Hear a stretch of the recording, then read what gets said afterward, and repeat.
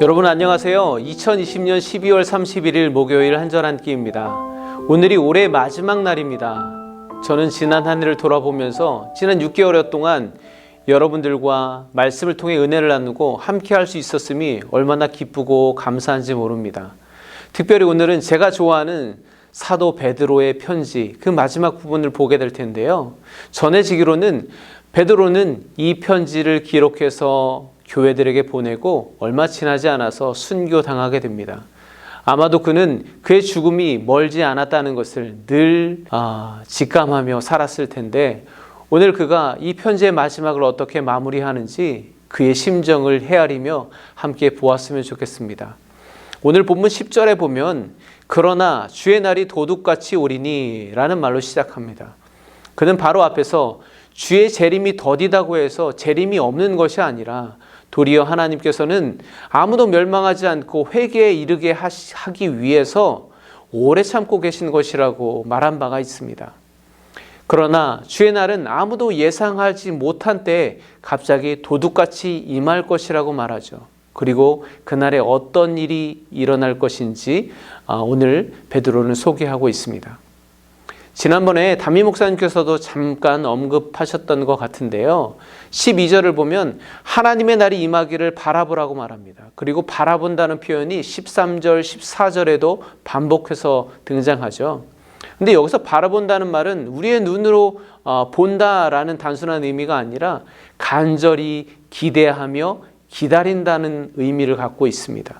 즉 하나님의 거룩한 백성인 성도는 그리스도의 재림을 간절히 기대하며 기다려야 한다는 것입니다. 성도가 왜 주님의 재림을, 종말을 간절히 기대하며 기다려야 할까요? 과연 우리의 신앙의 재림은 어떤 의미가 있을까요? 왜 중요할까요? 과연 정말 중요하다고 생각하기는 하는 걸까요? 우리가 며칠 전에 지났죠.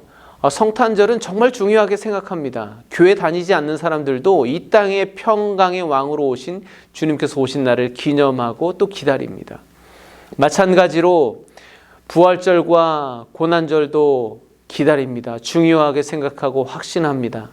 그런데 주님의 재림은 어떤가요? 여러분들에게 성탄절이나 부활절만큼 재림도 중요하게 생각되어지시나요? 네, 저를 보면 그렇지 않은 것이 분명합니다. 하지만 베드로는 주의 재림과 종말의 진리를 확신하는 것이 무엇보다 중요하다고 그의 편지의 마지막에서까지 강조하고 있습니다. 13절 말씀을 함께 보겠습니다. 우리는 그의 약속대로 의가 있는 곳인 새 하늘과 새 땅을 바라보도다. 아멘.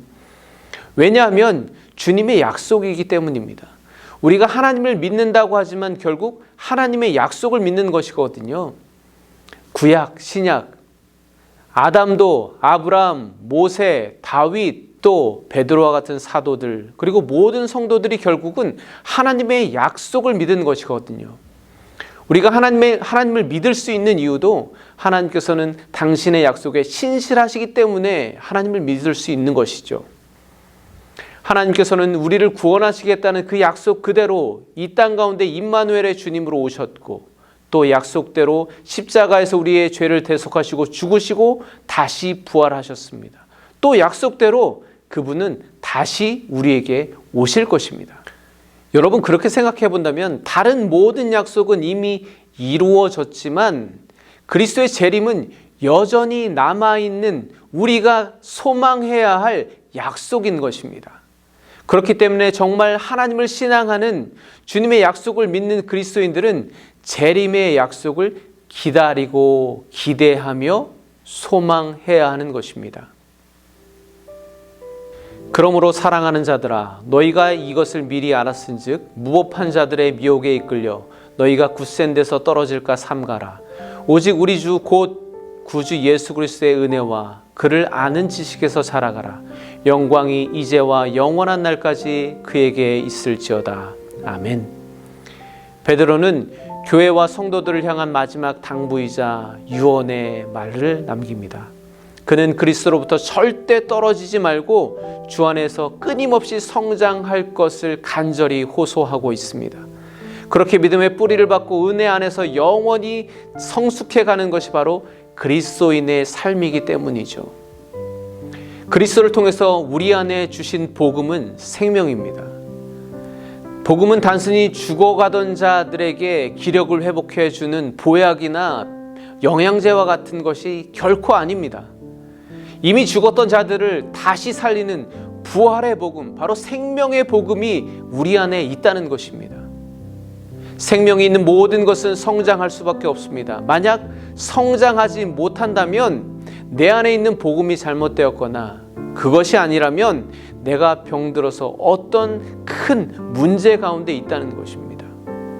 이에 베드로는 성도들이 성장하지 못하도록 가로막고 있는 믿음에서 떨어져 도태되게 만드는 거짓 교사들과 이단들이 우리의 믿음을 저해하지 못하도록 그 악한 영적 세력들이 구체적으로 우리 주변에 어디에 있는지를 제발 주의해서 살피라고 당부하고 있습니다. 바로 그것이 그가 오늘 우리에게 남기고 있는 유언과도 같은 말씀입니다. 저는 이 베드로의 편지를 처음 묵상하기 시작한 때부터 늘 제 마음속에 맴도는 그와 관련된 말씀이 있었습니다. 오래전에 그가 주님과 함께 사역했을 때 주님께서 그에게 이렇게 말씀하시죠. 내가 내게 이르노니 너는 베드로라. 내가 이 반석 위에 내 교회를 세우리니 음부의 권세가 이기지 못하리라. 아멘. 다른 제자들이 많이 있었습니다. 그러나 교회의 주인 되시는 예수님께서 이런 축복과 약속을 베드로에게만 하셨죠. 그래서 저는 이 베드로만큼 교회를 사랑한 사람은 세상 어디에도 없다고 생각합니다. 그렇게 교회를 사랑했던, 성도들을 사랑했던 베드로가 오늘 그의 마지막 유언을 우리에게 남기고 있는 것입니다. 저는 이 베드로의 마지막 말씀을 묵상하면서 저 자신에게 그런 질문을 해봤습니다. 나는 정말 그리스도의 은혜 아래서 날마다 성장하기를 간절히 원하는가? 정말 흙의 무게를 이겨내고 땅 밖으로 솟아오르는 새싹처럼 타는 듯한 가뭄과 죽을 것 같은 혹한의 추위를 이겨내고 매년 견디어 열매 맺고자 하는 간절한 의지가 있는가?